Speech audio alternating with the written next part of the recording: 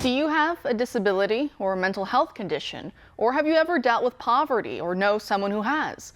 If you said yes to any of these options, then don't travel to Canada. I'll happily help out the U.S. State Department on this one and issue my own travel warning. And that's because a new poll by the research company finds that 27% of our northern neighbors believe their fellow Canadians should have access to euthanasia because of poverty. That percentage jumps to over 40% for those aged 18 to 34. I guess they're taking the abortion talking points they've been raised into their logical conclusions. Anyone with any kind of dependence on others for survival, which technically means all of us, just some more than others, should be killed off if other people don't want to take care of them for any reason whatsoever. Notice how in Canada, veterans asking for mental health treatment and those needing electric chairs put into their homes so they can go up and down the stairs are being told that maybe it would just be better for everyone if they died instead.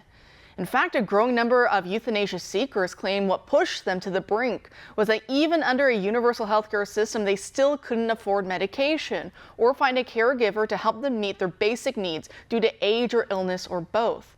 And it's not like people have extended kin and strong community ties these days to make up for it. Those have all been hollowed out and replaced by a state which views us as mere numbers to be wheeled down for efficiency when need be. But those scandals are now seen as par for the course, as the poll also shows that 28% of Canadians want the homeless to have access to euthanasia, 43% say for mental illness, and 50% favor it for disability. Those are terrifying and staggering statistics. No doubt these respondents pat themselves on the back for being such kind people, they think, treating the most desperate and vulnerable amongst us like dogs that need to be put down.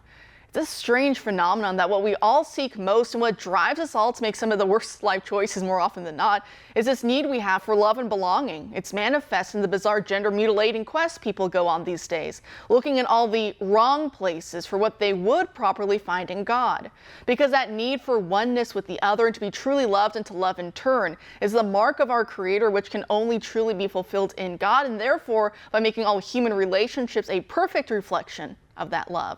But that means people have to be good and virtuous, and for many of us that's too hard, so we choose shortcuts instead.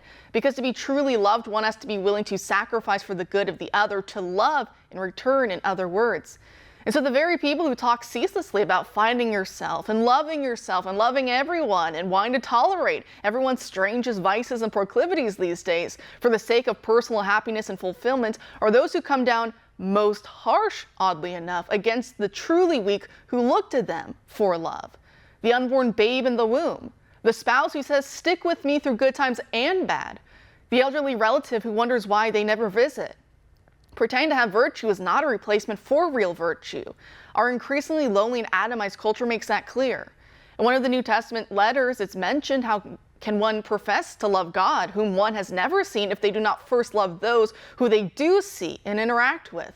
It's the same today. Many, especially on the left, but on our side as well, will proclaim undying love for abstract concepts, say the poor, quote unquote, or minorities, quote unquote. But when it comes to helping out, say, that elderly man down the street, someone who's real and tangible in your life, who needs someone to tidy up his lawn for him time to time, well, they'd rather the state encourage the man to just be put down like a dog instead. Bring on euthanasia.